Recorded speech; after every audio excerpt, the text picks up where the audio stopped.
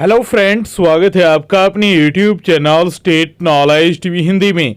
जी हाँ, हरियाणा सरकार की तरफ से 4 बड़ी अपडेट आई हैं, 4 बड़ी घोषणाएं हुई हैं। आज 7 जनवरी दोपहर को जान लेते हैं इनके बारे में संपूर्ण जानकारी।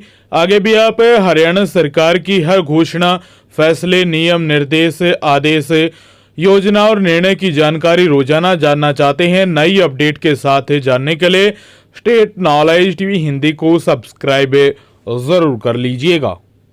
सबसे पहली और बड़ी अपडेट आई है मौसम विभाग की तरफ से। मौसम विभाग ने अलर्ट जारी किया है।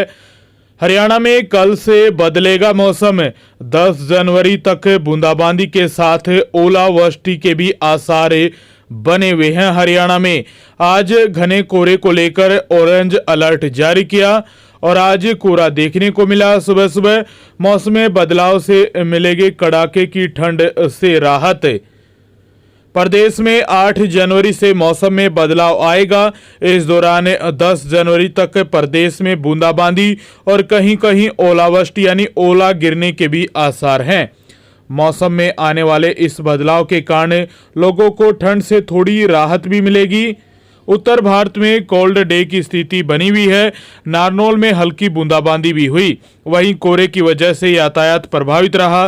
पंजाब में सड़क दुर्घटना में 3 लोगों की जान भी चली गई। चंडीगढ़ से 5 उड़ानें रद्द रही और दिल्ली में 8 उड़ानों पर असर पड़ा। कई ट्रेनें भी प्रभावित हुई। मौसम विशेषज्ञ डॉक्टर चंद्रमोहन ने बताया कि 8 जनवरी को एक पश्चिमी विक्षोभ सक्रिय होगा। इसके असर से दक्षिणी पंजाब, उत्तरी राजस्थान पर एक दबाव का क्षेत्र बनेगा।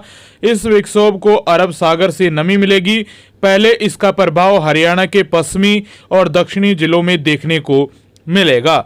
इसके बाद धीरे धीरे यह प्रदेश के मध्य और फिर एनसीआर की ओर बढ़ेगा।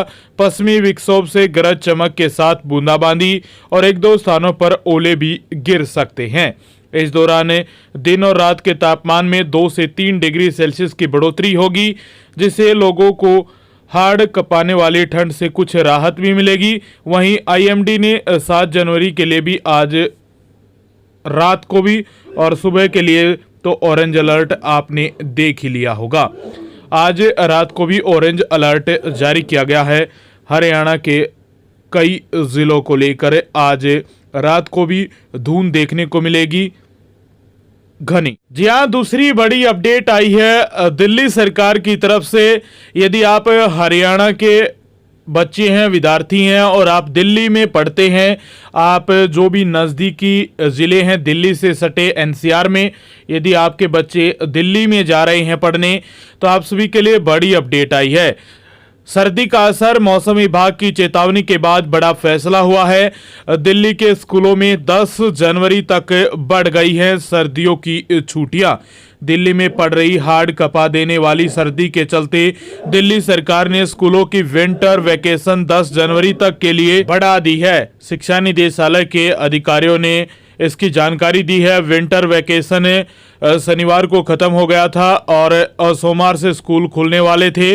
अधिकारियों ने कहा कि दिल्ली में अत्यधिक शीत लहर चल रही है और भारत मौसम विज्ञान विभाग ने अगले कुछ दिनों के लिए घने कोहरे, हल्की बारिश और तापमान में गिरावट के कारण पीला अलर्ट जारी किया है।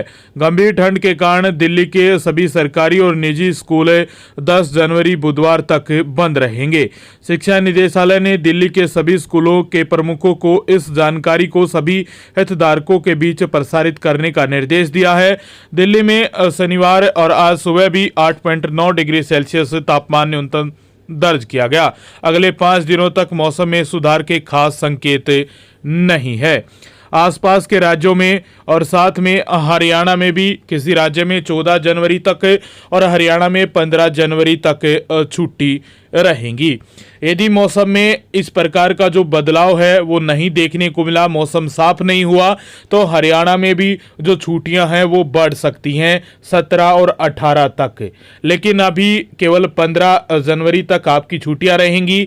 यदि और भी ठंड बढ़ती है या यही ठंड रहती है तो हरियाणा में भी छुट्टियां बढ़ने के जो आसार हैं वो ज़्यादा बने हुए हैं।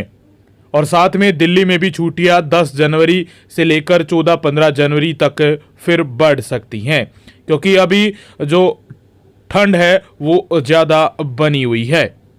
जी हाँ, तीसरी बड़ी अपडेट आई है हरियाणा स्कूल के टीचरों को लेकर।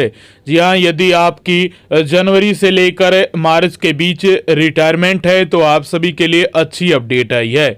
सरकारी स्कूलों में अब 31 मार्च तक कोई शिक्षक नहीं होगा रिटायर। सरकारी स्कूलों में 31 मार्च तक कोई शिक्षक रिटायर नहीं होगा। अगले 3 महीने में सेवानिवृत्त हो रहे शिक्षकों को सरकार ने राहत देते हुए मौजूदा शिक्षा स्तर के अंतिम दिन तक कक्षाओं में पढ़ाने के निर्देश जारी कर दिए हैं।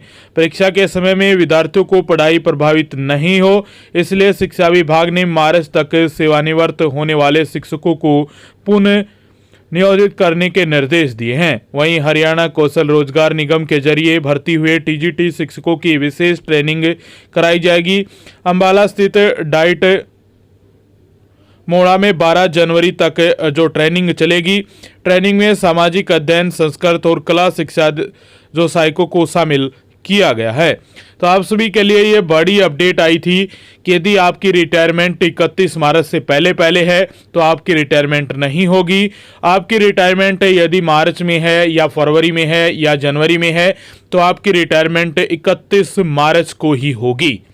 31 मार्च से पहले किसी भी शिक्षक की रिटायरमेंट नहीं होगी, चाहे आप 15 जनवरी को रिटायरमेंट हो रहे हो या 30 जनवरी को या 29 फरवरी को या 28 फरवरी को या 30 मार्च को रिटायरमेंट हो रहे हो तो आपकी रिटायरमेंट केवल 31 मार्च को ही होगी।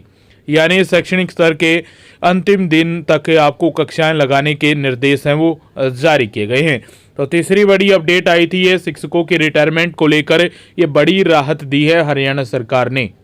चौथी और आखिरी अपडेट आई है आप सभी के लिए। जी हाँ, 1 लाख गरीबों को मिलेंगे घर। हरियाणा में बसों में 1000 किलोमीटर मुफ्त सफर कर सकेंगे अंत्योदय परिवार। हरियाणा में नए साल में अंत्योदय की मुहिम को रफ्तार पकड़ेगी। सभी गरीबों के सिर पर छत और बेहतर शिक्षा और अंत्योदय परिवारों के युवाओं को रोजगार के लिए कई योजनाएं परवान चढ़ेंगी और कुपोषण से निजात दिलाने के लिए उन्हें पौष्टिक खाद्य पदार्थ भी उपलब्ध करवाए जाएंगे। इस साल गरीबों के लिए 1 लाख घर बनाने का लक्ष्य है वो हरियाणा सरकार ने रखा है। परिवार पहचान पत्र यानी फैमिली आईडी के अनुसार 1,80,000 रुपये तक की वार्षिक पारिवारिक आय वाले जरूरतमंद परिवारों को मकान बनाने के लिए 1.5 लाख रुपए के अतिरिक्त सब्सिडी दी जाएगी। अगर ऐसे परिवारों के पास भूमि नहीं हुई तो सरकार जमीन भी उपलब्ध करवाएगी। प्रदेश में गरीबी रेखा के नीचे बीपीएल के 35 लाख परिवारों को मुफ्त राशन उपलब्ध करवाया जा रहा है। अब तक 1 लाख रुपए से कम आय वाले अंत्योदय परिवारों को, जिनमें 3 से अधिक सदस्य हैं, प्रत्येक सदस्य को हरियाणा रोडवेज की बसों में 1000 किलोमीटर तक मुफ्त यात्रा की भी सुविधा दी जाएगी। मुख्यमंत्री मनोहर लाल खट्टर की तरफ से कहा गया कि मुख्यमंत्री अंत्योदय परिवार उत्थान योजना के माध्यम से हर गरीब परिवार की न्यूनतम वार्षिक आय 1,80,000 रुपये सुनिश्चित करना है सरकार का काम। अंत्योदय मेलों के माध्यम से अभी तक 50,000 गरीब परिवारों को स्वरोजगार के लिए लोन और कौशल प्रशिक्षण दिलाया भी जा चुका है। तो ये चौथी अपडेट थी आप सभी के लिए। आगे भी आप जानकारी लेना चाहते हैं तो स्टेट नॉलेज टीवी हिंदी को सब्सक्राइब जरूर कर लीजिएगा।